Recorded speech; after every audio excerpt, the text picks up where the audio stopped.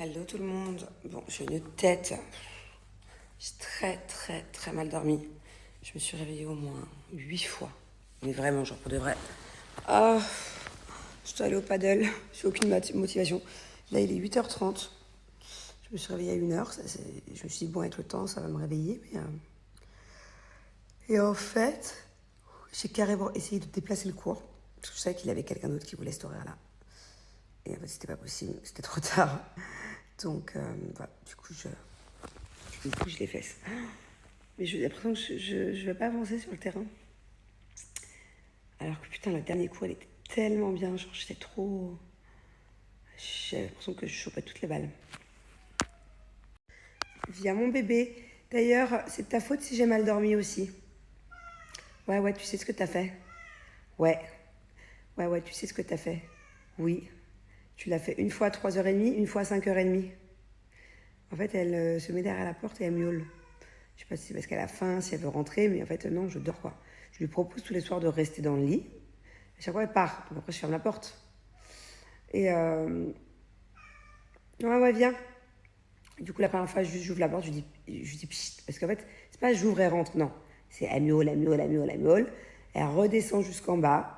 Et en fait, parce que je peux pas la porter autre part qu'au même endroit en bas. C'est trop bizarre.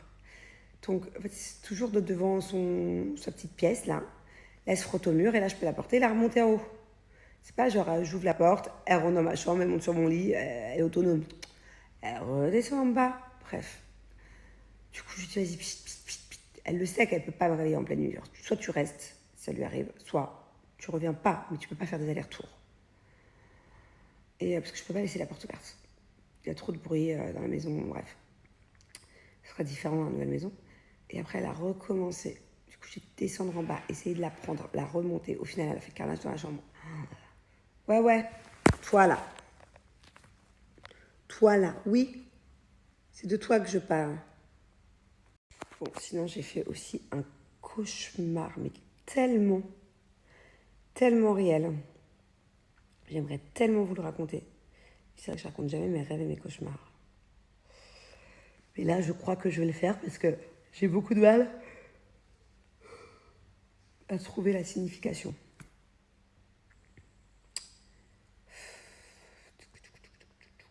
Je vais vous le raconter. Je monte dans la voiture et je vais vous le raconter. Putain, je déteste ça. Mais là, c'est tellement space que peut-être qu'il y a des spécialistes d'entre vous, des rêves, vous allez pouvoir m'aider. Parce qu'en fait, j'ai beau taper les mots-clés, il y a trop d'informations dans ce cauchemar. Bon, alors je vous explique mon rêve. Je déteste faire ça. Mais bon, c'est pas grave. Je me dis une fois de temps en temps parce que celui-là, il est. J'arrive pas à le garder pour moi, là, de bon matin. Donc en fait, c'est très bizarre, mais est-ce que vous avez déjà arrivé de vous réveiller, de rêver que vous vous réveillez alors que vous dormez? Là, par exemple, dans mon rêve, je me réveille, c'est dur, je me lève du lit, direction ma salle de bain, pour me préparer pour mon cours de paddle. Donc c'est comme ma journée aujourd'hui, ça m'arrive souvent ça. Parce qu'en fait, je revis le truc, trop bizarre. Donc je me lève, mais vraiment tout est très réaliste, c'est pour ça que je suis encore trop main un peu là. Je me mets devant le miroir, machin, j'ai la tête dans le cul, j'ai exactement cette tête-là, j'ai les yeux encore tout fermés et tout. J'enlève mes petits cacas d'yeux, et là, je regarde, et je vois une sorte de lézard dans mon œil, enfin pas dans mon œil, mais ici là sur le côté, voilà, qui est vraiment incrusté, une sorte de lézard gecko, vous savez, tout petit. Et en fait, je me dis, mais c'est quoi cette connerie? Et il est vraiment collé dans mon visage, quoi. Il est limite, c'est limite devenu un caca d'œil. C'est chelou, donc du coup, je l'enlève et tout, c'est dégueulasse. Je le pose par terre. Le truc, il tire la tronche, bah, on dirait qu'il est mort. Et comme ça, il est tout aplati et tout. Bon. Ça, jusque-là, le rêve est bizarre, non? On est d'accord. Du coup, j'appelle Thiago, j'appelle Julien. Venez voir, il y avait un lézard dans mon œil. Ok. Bref, personne n'en revient. Là, je suis en retard pour le cours de paddle et tout, parce que c'est histoire de lézard. Et après, je regarde sur le lavabo, il n'y est plus le lézard, ok? Et là, je regarde. En fait, c'est une sorte de lézard un peu volant. Genre une sorte de lézard, une fée lézard un peu, tu vois.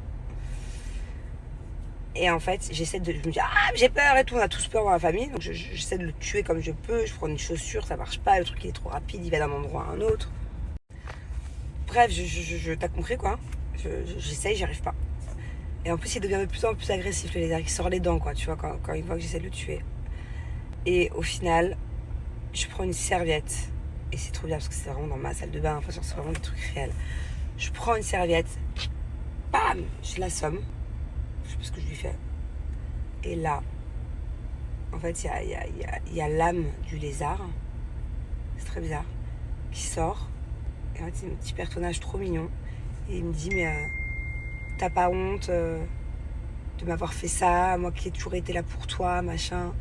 Et là, il y a la musique skiddy budding, bading, bading, skiddy budding, badoo. I love you. Je sais pas si vous connaissez, c'est une comptine anglaise très connue. Et en fait, il y a cette musique en boucle, en boucle. Et en fait, il y a le petit personnage trop mignon avec des petits yeux comme ça qui me regarde, genre traumatisé de ce que je lui ai fait, genre vraiment. Je sais pas, genre je l'ai tué quoi. C'est comme si j'avais tué ma petite conscience. Vous voyez comment je l'ai ressenti le truc, vous voyez dans Pinocchio. Le petit criquet là. Qui est en fait qui est la conscience de Pinocchio. Et bah moi c'était le lézard. Et je savais pas, j'ai peur, désolé, je me réveille avec un lézard dans les yeux, il vole le truc là. Je veux juste l'abattre et en fait au final j'ai fait un truc qu'il fallait pas. Et genre la petite conscience elle est là, elle est désorientée que je lui ai fait ça quoi. Et genre j'ai vraiment la culpabilité d'avoir fait ça. C'est pas ouf comme rêve, non. Bon, pour ceux qui n'ont pas suivi l'histoire là, qui ont pris le truc en cours de route, qui avaient appuyé sur Snap très vite, c'est un rêve très bizarre. Vous n'avez pas dû comprendre là.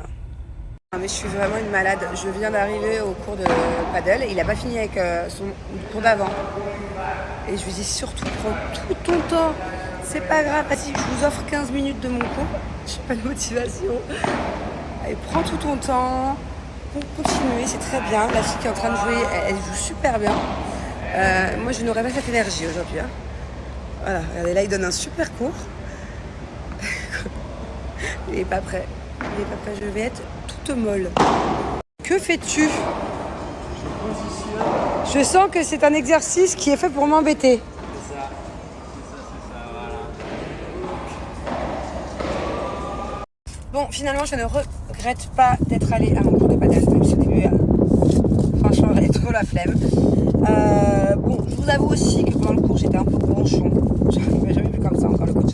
Ça fait pas longtemps hein, qu'on fait des entraînements ensemble, ça doit faire 3 semaines. Mais voilà, il m'a dit, oh là là, je t'avais jamais vu énervé et tout. J'étais pas énervée, mais j'étais bronchon. J'étais un peu grincheux dans Blanche-Neige. Au début, ça allait. Et puis, alors, les 15 dernières minutes, j'avais plus envie, quoi. J'essayais, mais ça voulait pas, quoi. Bon, je lis un peu vos commentaires de mes stories d'hier, dont la story de mon chat qui était allongé. Tout le monde me dit elle est enceinte, elle est enceinte. C'est vrai qu'elle a un énorme ventre. Franchement, moi aussi, je trouve ça un peu inquiétant. Et en fait, elle ne peut pas être enceinte puisque quand je l'ai trouvée dans la rue, elle avait déjà été stérilisée. En fait, ici, il y a des associations qui attrapent les chats des rues et qui les stérilisent. Et comment est-ce qu'on le sait? Parce qu'en fait, quand c'est comme ça, ils coupent un petit bout de l'oreille pour savoir en fait quel chat de la rue a déjà été opéré. C'est pour ça qu'elle a une oreille pointue, une oreille un peu plus droite. Et effectivement, elle avait été opérée parce que quand je l'ai récupérée, le docteur, la vétérinaire m'avait montré qu'elle avait la cicatrice. Et peut-être qu'elle avait été opérée parce qu'elle avait des grosses gougouttes quand je l'ai récupérée. Ça faisait 1 mois qu'elle avait été opérée à peu près.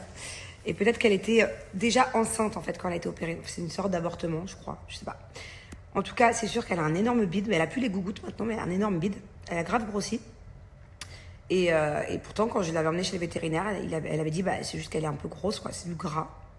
Je trouve ça aussi un peu bizarre qu'elle se vende gonflée. Mais d'après le vétérinaire, tout va bien. Voilà. Donc, bon.